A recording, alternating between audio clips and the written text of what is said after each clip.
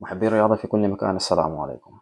مباراة هلال مريخ هلال دائما يكون فيها كمية من البطولات والجدل البيزنطي قبل المباراة، أثناء المباراة، وحتى بعد المباراة بسنين ضوئية كبيرة، ما في إحصائيات دقيقة. أي مشجع ولا فريق بيحاول إنه يجيب له إحصائيات خيالية ما عندها علاقة بالواقع. المصيبة الكبيرة إنه حتى الإعلاميين ماشيين بنفس مبدأ الجماهير، وما عندهم إحصائيات دقيقة عشان الناس تثق فيها. حاولت أفتش في الإنترنت أسأل على معلومات مفيدة عن إحصائيات هلال المريخ. لقيت في جوجل في مجلة إلكترونية اسمها وين وين، قال إن أول مباراة لهم كانت سنة 1934، وإنه المريخ فاز في 156 مباراة والهلال فاز في 123 مباراة وتعادلوا في 99 مباراة، وإنه أول كورة كانت المريخ فاز 2-1 على الهلال وتعادلوا في 7 مباريات.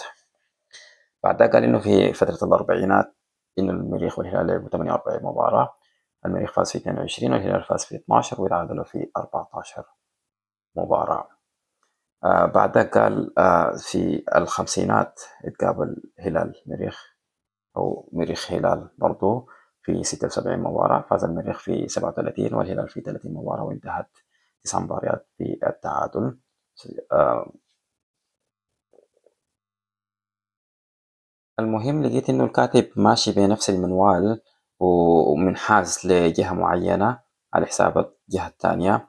لاحظت إنه دايما ما يذكر المريخ بأنه متفوق على الهلال في كل القمم بين الفريقين، وإنه الهلال ولا مرة كان له الكعب الأعلى، في حين إنه الهلال كان أو ما زال الهلال أكثر فريق فاز بالدوري الممتاز، ودي حاجة يعني خيالية وما في أي عقل بيصدقها، خصوصا في عالم كرة القدم يعني.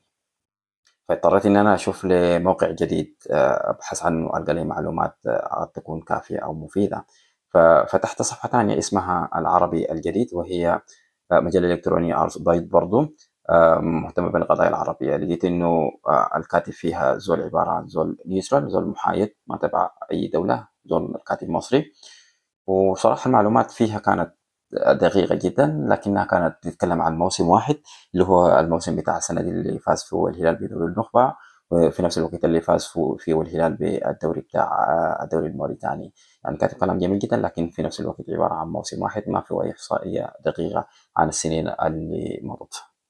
بعد ذاك قررت إني أنا أفتش معلومات باللغة الإنجليزية، لأنه صراحة ما في إحصائيات باللغة العربية. ففتشت في جوجل لقيت إنه في موقع بيتكلم إنه الهلال فاز في 6 مباريات والمريخ فاز في 6 مباريات وتعادلوا في 6 مباريات، كان جاب إحصائية عن آخر 18 مباراة بين الفريقين.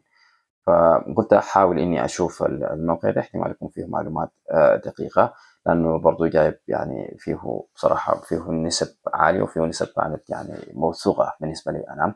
حتى إن الموقع المحدث يعني جايب آخر مباراة للهلال ضد المريخ، واللي فاز فيها الهلال في دوري النخبة ب4 أهداف مقابل لا شيء للمريخ.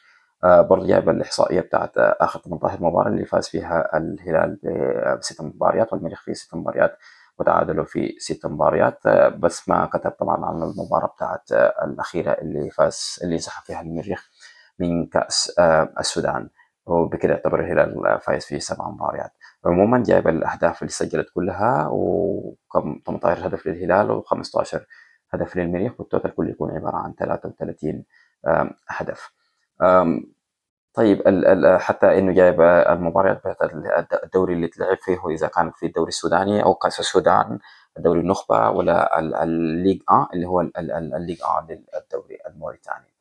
جاب برضو اكبر نتيجه بين الهلال والمريخ، اللي هي انه في 2012 الهلال المريخ غلب الهلال 3-2. في نفس الوقت ذكر انه الهلال قلب المريخ في 2-0 في عام 2024. وما ننسى انه ما اتذكر النتيجه بتاعت المباراه في دوري النخبه الاخير اللي هي فاز فيها الهلال 4-0. بذلك كده نشوف انه او نعتبر انه الهلال دي اكبر نتيجه في تاريخ الفريقين، يعني حسب الموقع، لانه كانت 3-2 و2-0 اعلى نتيجه، ما ذكر كانت 4-0. طيب برضو زي ما قلنا هو جايب معلومات كافيه صراحه عن المباريات بتاعت الهلال والمريخ من 2025. من 2007 لغاية 2025 بالتفاصيل صراحة. النتيجة بتاعتها نوع الدوري إذا كان الدوري السوداني ولا الليج الدوري الفرنسي، الدوري المرجاني سوري، أو الكاف كونفدريشن بتاعت الشامبيونز ليج الأفريقي، أو إذا كان في البريمير ليج السوداني الدوري الممتاز بتاعنا.